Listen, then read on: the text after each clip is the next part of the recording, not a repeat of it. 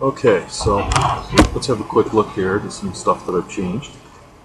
I've added the ability to link the left mouse button to the same job your middle mouse button does, and that allows you to literally pan the camera. So if we want to make the camera look to the right, you just drag the scene to the left.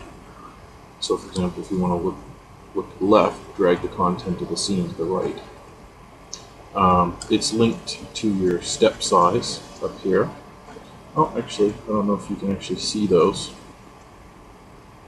I'm hoping this is recording the tooltip pop-ups. Anyhow, but you can also go into an orbit mode simply by clicking. That will give you orbit. Now the funniness here is in orbit mode, wireframes, in wireframe view, wires themselves are shown totally through solid objects. It's almost as if the solid objects have become ghosts. So if I hit Control W, I'll just turn off the wireframe mode for a moment. Not a hard one to work out. In Windows XP, the left mouse button is working just fine, but apparently in Windows 7, left mouse button is confused by the hit of a menu key. So anyhow, I'm just going to use the middle mouse button for now.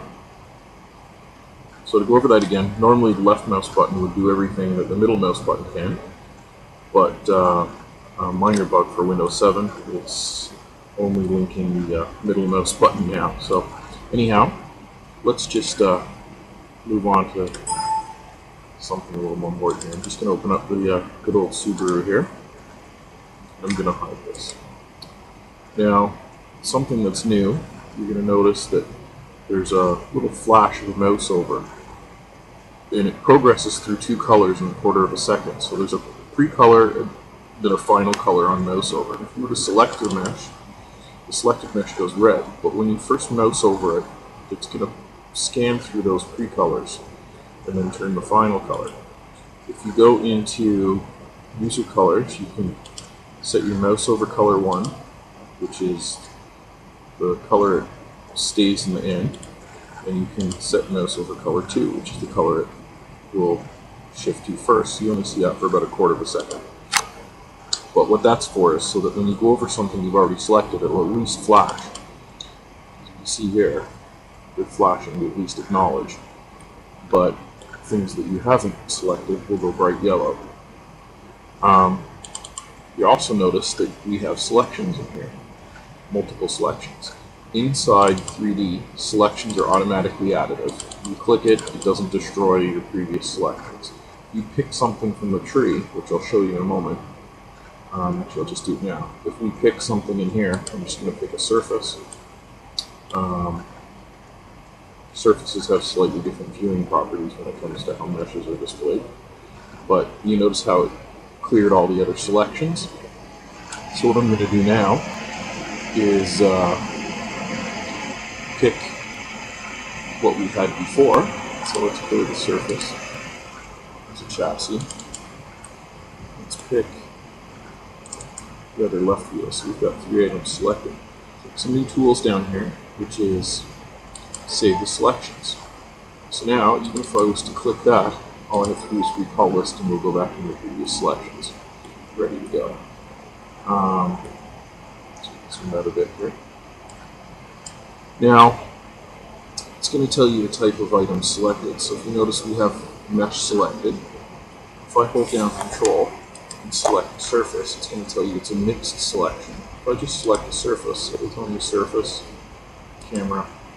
And that's important because some of the later functions and tools are going to depend on your selection mode, whether it's mixed or if you selected one particular item. Funny little tool here. Just going to select a bunch. The more that you select, I don't know if you saw that, you can drag select in here, your selection ratio is going to fill, and that's just kind of a little tool to help when you're working on a big scene, and if you're wondering why something just took a huge amount of time, maybe when you had something big open, there's an awful lot of things below that will extend down inside the tree that you can't see. That's just kind of a warning to let you know you still have some stuff selected, or that, or maybe you haven't looked over to the side, or what. Now, if you had the last thing you selected, if you put all but this, everything but the last thing you selected in the tree will be selected. If you pick only this, it's the exact opposite. Kind of handy. But at any time, you can recall the list. Now, these tools override this stuff. So, you see, right now, I can't select this stuff because it's not a surface. As soon as I select a surface, surfaces are fine. In fact, if you go up like this, it'll skip over everything that isn't a surface. Kind of handy.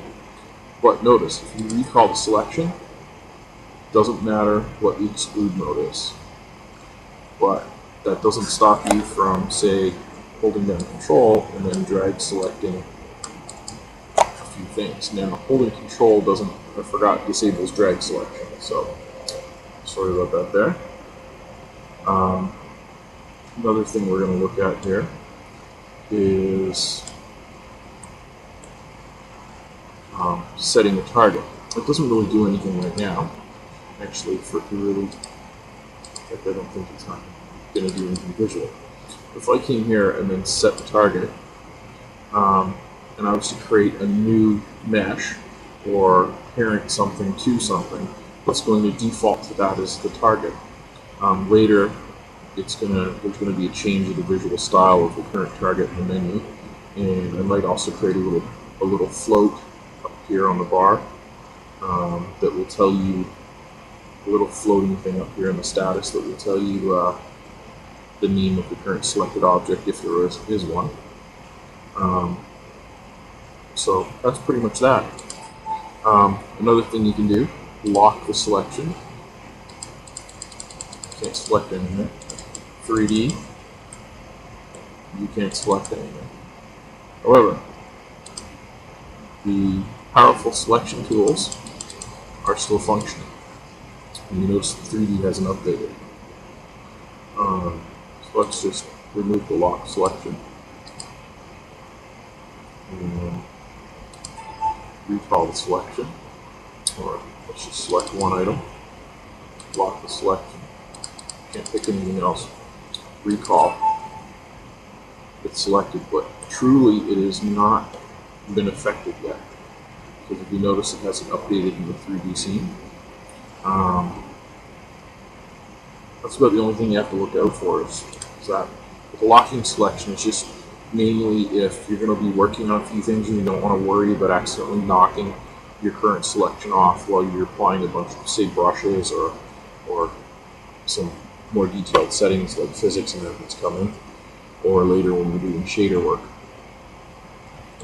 Still haven't made the new icons for up here yet, filling on the toolbar, or the other parts of the toolbar that'll slide in here.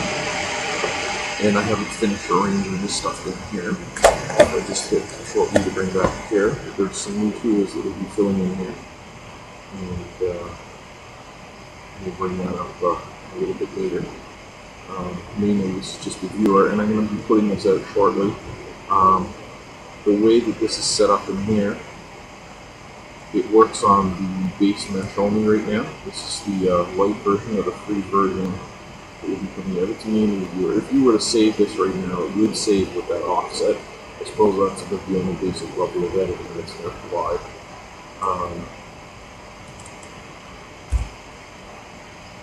If you were to set a rotation down here, it'll start rotating unless you lock it. Now, that lock up there, won't be its permanent functionality. That's just how I have it right now for the free version.